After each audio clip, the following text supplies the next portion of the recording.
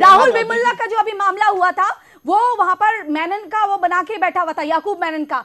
मैं हैदराबाद से हूं, मुझे वहां फोन आते थे कि यहाँ पर ऐसा हो रहा है, लेकिन आप ये सोचिए वहां पर उस लड़के को इन्होंने शेड्यूल कास्ट दिखा दिया, जबकि वो सिर्फ नॉर्मल ओबीसी था। और वो भी कुछ ऐसा बहुत बड़ी बात नहीं है, वहां पर ऐसा नॉर्मल है।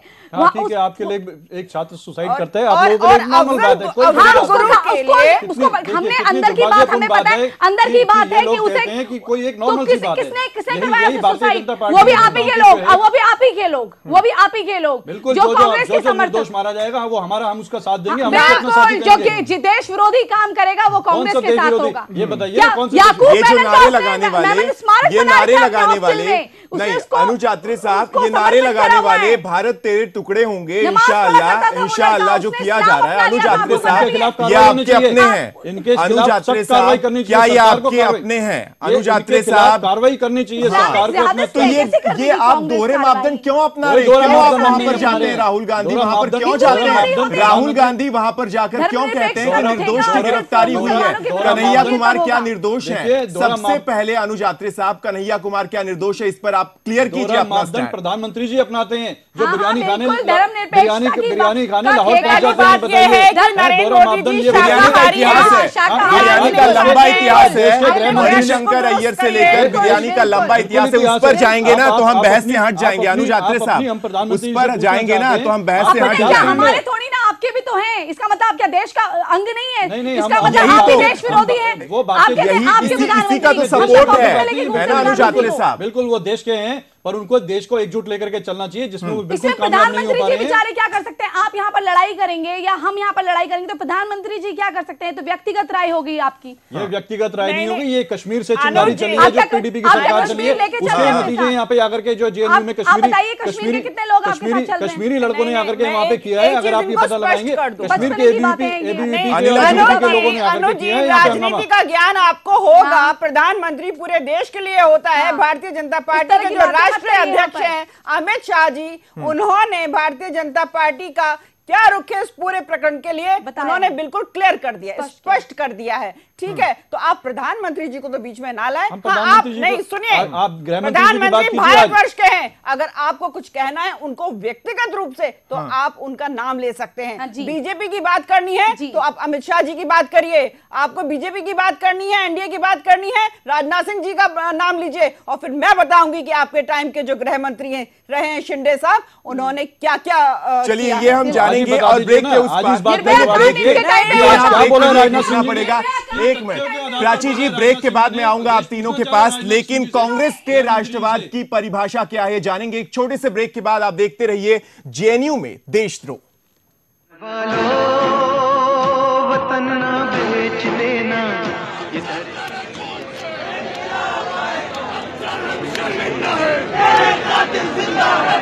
दी है वतन के वास्ते, शहीदों के कफन ना बेच देना।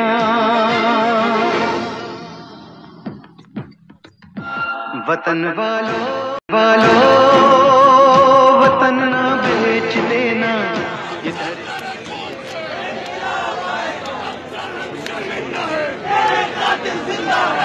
दी है वतन के वास्ते, शहीदों के कफन ना बेच देना।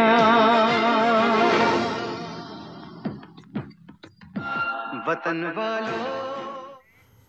ब्रेक के बाद स्वागत है आपका। लगातार चर्चा जारी है कि जेएनयू में किस तरह से देशद्रोह पनप रहा है और उसको पनपाने वाला कोई और नहीं बल्कि राहुल गांधी और सीताराम येचुरी जैसे वो नेता हैं जिन्होंने लगातार वहां पर पहुंचकर उनका समर्थन किया और गिरफ्तारी का विरोध किया, पुलिस पर भी सवाल खड़े किए। तीनों में खास मेहमान मेरे साथ लगातार जुड़े हुए हैं। अनुज अत्रे साहब, सवाल सीधा है, आपके राष्ट्रवाद की परिभाषा बता दीजिए। जिस तरह से अमित शाह ने आज ब्लॉग में लिखा है कि कांग्रेस से बताए कि उनके राष्ट्रवाद की परिभाषा क्या है। क्या राष्ट्रवादी शक्तियों का विरोध करना और राष्ट्र के विरोध में जो शक्तियां हैं उनका समर्थन करना उनके राष्ट्रवाद की परिभाषा है? तो ये भी वो सामने रखें।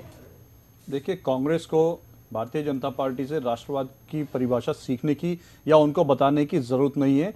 भारतीय जनता पार्टी उस समय अस्तित्व में भी नहीं आई थी जब कांग्रेस की पार्टी ने देश की आजादी के लिए लड़ाई लड़ी थी। इतिहास गवाह है। नहीं थी, एक संगठन था। नहीं, संगठन था, पार्टी थी, बिल्कुल पार्टी जी और नहीं, संगठन एक ही संगठन बात था होती जो है। देश को साथ लेके चलता था। बिल्कुल बिल्कुल, उसके बाद पार्टी थी, उसके बाद भी हमारे नेताओं ने शहादत दी है, हमारे पूर्व प्रधानमंत्रियों ने शहादत दी यही है तो देश फर्क है की। शहादत और बलिदान में। ठीक है। अपीजमेंट ढूंढते हैं आप, हर वर्ड में भी अपीजमेंट। आप या तो बोल लीजिए पहले, उसके बाद मैं बोल लूंगा, आप बीच में बोल लीजिए। आपकी नहीं, आप डिबेट बताइए, आप में बताइए। अनुज आत्रे साहब, डिबेट में काउंटर तो होगा ना, आप अगर काउंटर होगा, कुछ मेरी कुछ बात बोलेंगे सुनिए। यही तो बात है ना, नहीं इनको होगा क्या? प्लीज करिए तो सब ठीक है कांग्रेस को, और जो ना प्लीज कर पाए तो वो विरोधी हो गया। राष्ट्रवाद की वो आप बताइए अपनी डेफिनेशन। राष्ट्रवाद की बिल्कुल हम डेफिनेशन बताना चाहेंगे, कोई बताने की कोई आवश्यकता इसमें आज देश जानता है कि कौन पार्टी राष्ट्रवादी है और कौन पार्टी राष्ट्रवादी होने का अनिला जी, फिर अमित शाह क्यों पूछ रहे हैं? कौन सी पार्टी ढोंग करती है अनिला राष्ट्रवाद जी, का? अमित शाह राष्ट्रवाद का जो है राष्ट्रवाद नकाब अपने चेहरे पे ढोंग जो रचाती है, कौन सी पार्टी अनिला है? जी, देश तो की सवाल ही जनता गलत के हो सामने गया। जो लोग पाकिस्तान का विरोध करते हैं, वही लोग बिन बुलाए पाकिस्तान में जाके बिरयानी खाने पहुंचते हैं, वो लोग उसे राष्ट्रवाद चलिए, की पूछने की उनको जरूरत नहीं है। मैं आपको बता देती हूँ कि क्या परिभाषा होती है। देखिए, वो इसलिए कह रहे हैं कि कांग्रेस जो आज प्रेजेंट डे, आज की जो कांग्रेस है, उसको राष्ट्रवाद की परिभाषा जान लेनी चाहिए, या मैं कहूंगी इतिहास के पन्ने पलट ले, अपनी ही पार्टी के जो सीनियर्स रहे हैं जब हमारा देश आजाद हुआ या उससे पहले के, उनसे ही सीख ले कि उन्होंने राष्ट्रवाद की क्या परिभाषा दी थी। मैं ये नहीं, पूरी कांग्रेस को नहीं दोष देती हूँ। इसी कांग्रेस में महात्मा गांधी थे, इसी कांग्रेस में वल्लभ भाई पटेल जी थे, महान महान नेता हुए हैं। तो कांग्रेस को मैं नहीं दोष दूंगी, परंतु जो आज की कांग्रेस, शांत रहिए, शांत रहिए, शांत रहिए, परेशान मत होइए, परंतु आज की जो कांग्रेस हो गई है वो बड़ी कॉकटेल हो गई है।